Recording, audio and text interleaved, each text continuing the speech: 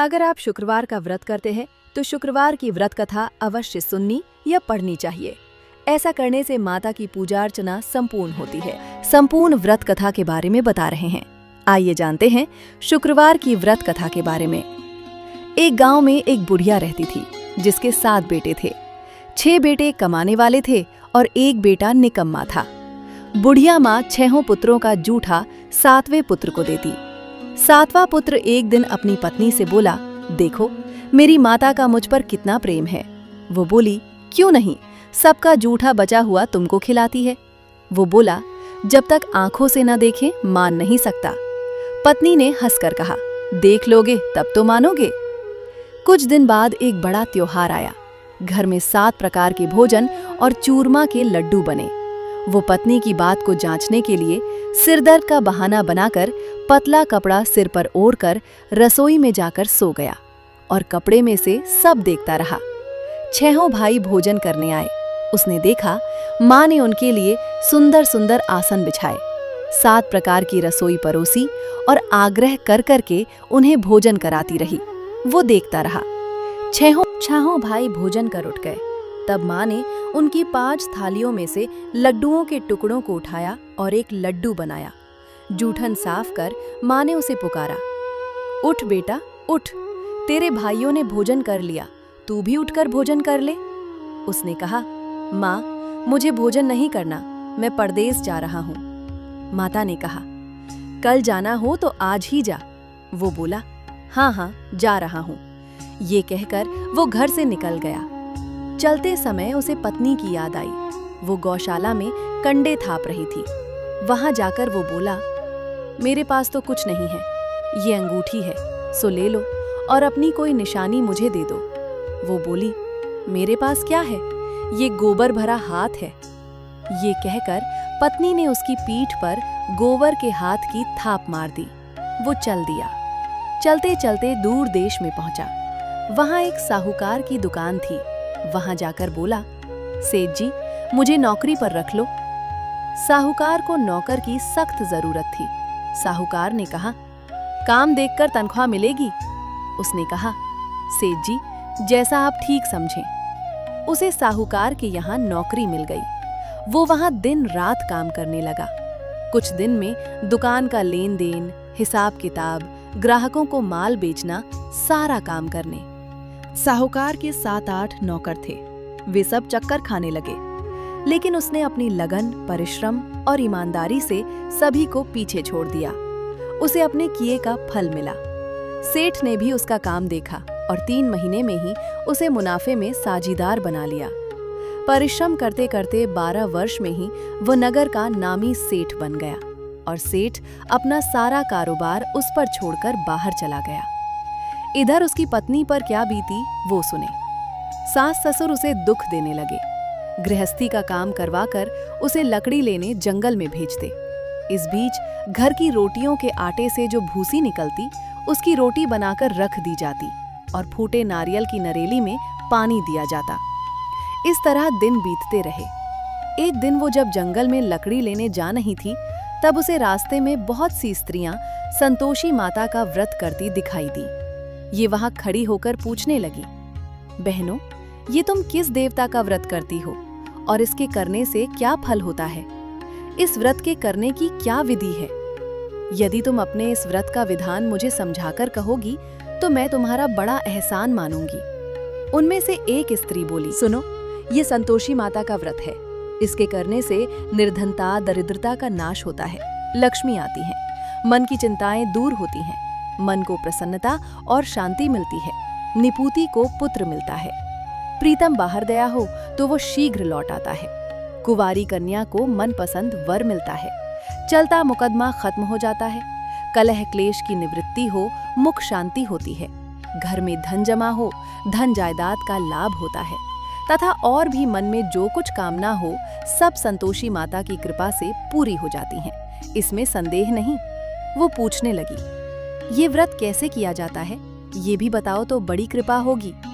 वो स्त्री कहने लगी, बिना परेशानी, श्रद्धा और प्रेम से जितना भी बन सके प्रसाद लेना, 5.25 पैसे से 5.25 आने तथा इससे भी ज्यादा शक्ति और भक्ति के अनुसार गुड़ और चना लें। हर शुक्रवार को निराहार रहकर कथा कहना, सुनना। इसके ओम बीज कम नहीं टूटे। लगातार नियम पालन के करना। सुनने वाला कोई न मिले तो घी का दीपक जलाकर उसके आगे जल के पात्र को रख कथा कहना, परंतु नियम ना टूटे। जब तक कार्य सिद्ध ना हो नियम पालन करना, और कार्य सिद्ध हो जाने पर व्रत का उद्यापन। 3 मास में माता पूरा फल प्रदान करती है। यदि किसी के ग्रह खोटे हैं भी तो माता 1 वर्ष में अवश्य उनको अनुकूल करती हैं। कार्य सिद्ध होने पर ही उद्यापन करना चाहिए, बीच में नहीं। उद्यापन में 2.5 सेर आटे का खाजा तथा इसी अनुसार खीर तथा चने का साग बनाना। 8 बच्चों को भोजन कराना। जहाँ तक मिले देवर, जेठ, भाई बंधु, कुटुंब के लड़के लेना। ना मिले तो रिश्तेदारों और पड़ोसियों के लड़के बुलाना। उन्हें भोजन करा, यथाशक्ति दक्षिणा दे। माता का नियम पूरा करना। ध्यान रखना, उस दिन घर में कोई खटाई न खाए। ये सुन वो वहां से चल दी। रास्ते में लकड़ी के बोझ को बेच दिया और उन पैसों में गुड़ चना ले माता के व्रत की तैयारी कर आगे चली। रास्ते में संतोषी माता के मंदिर में जा माता के चरणों में लौटने लगी, विनती करने लगी। माँ, मैं दीन हूँ, निपट मूर्ख हूँ, व्रत के नियम कुछ जानती नहीं, मैं बहुत दुखी हूँ। हे माता, मेरा दुख दूर कर, मैं तेरी शरण में हूँ। माता को दया आई। एक शुक्रवार बीता कि दूसरे शुक्रवार को ही उसके पति का पत्र आया और तीसरे शुक्रवार को उसका भेजा हुआ पैसा आ पहुंचा।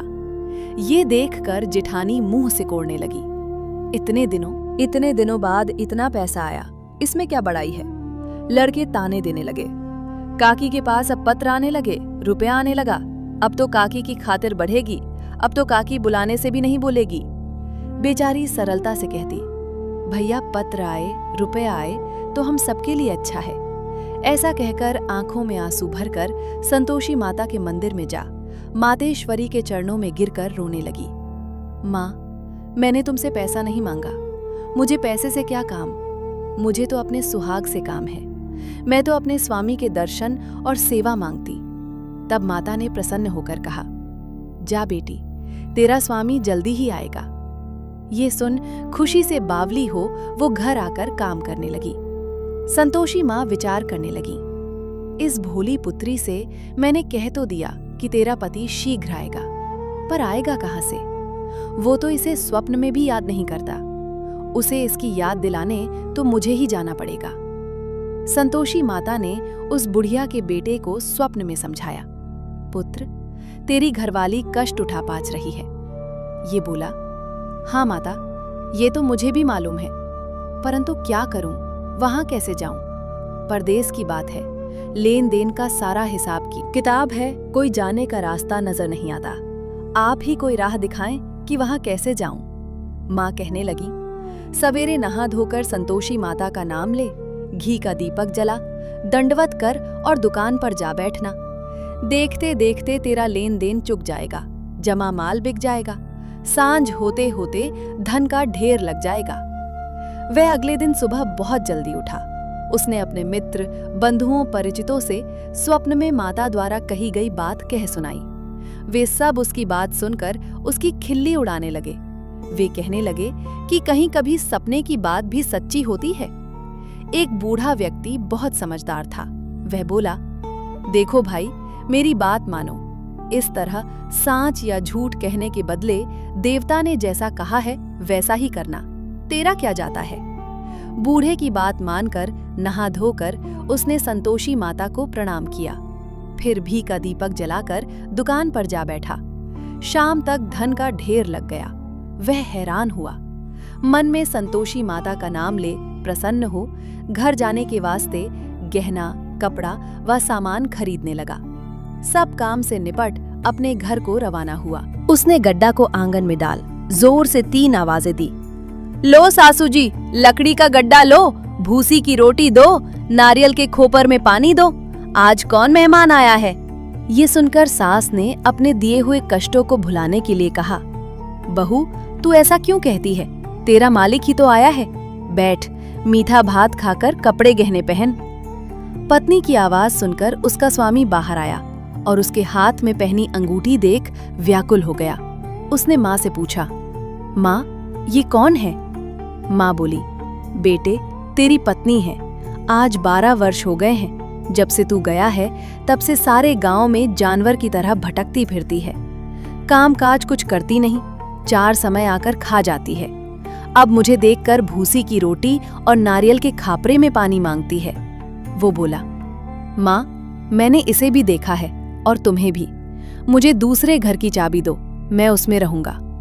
ठीक है बेटा, जैसी तेरी मर्जी, कहकर माँ ने चाबी का गुच्छा बेटे के सामने रख दिया। उसने दूसरे घर को खोलकर सारा सामान जमाया। एक ही दिन में वहां राजा के महल जैसा ठाट बाट बन गया। अब क्या था, वो सुख भोगने लगी। अगला शुक्रवार उसने पति से कहा, मुझे संतोषी मात का उधब कहीं होती है। ये बोली, अब कोई भूल नहीं होगी। अब बताओ, मेरे पति कैसे आएंगे? माँ बोली, पुत्री, जा, तेरा पति तुझे रास्ते में ही आता मिलेगा। वो मंदिर से निकलकर बाहर आई तो रास्ते में उसे अपना पति आता हुआ मिला। उसने पूछा, कहाँ गए थे? वो बोला, इतना धन जो कमाया है उसका कर राजा ने मांगा था, वो भरने गया था। वो प्रसन्न होकर बोली, भला हुआ, अब घर चलो। फिर अगला शुक्रवार आया।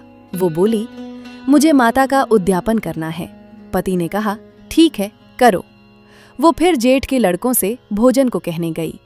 जेठानी ने लड़कों को सिखा दिया कि तुम पहले ही खटाई मांगना। लड़के भोजन करने बैठे, लेकिन भोजन करने से पहले ही कहने लगे, हमें खीर पूरी नहीं भाती, जी बिगड़ता है, कुछ खटाई खाने को दो। ये बोली, खटाई खाने को नहीं मिलेगी, खाना हो तो खाओ। उनके उठकर चले जाने पर उसने ब्राह्मणों के लड़के बुलाकर भोजन करवाया। दक्षिणा की जगह उन्हें एक एक फल दिया। इससे संतोषी माता प्रसन्न हो गई।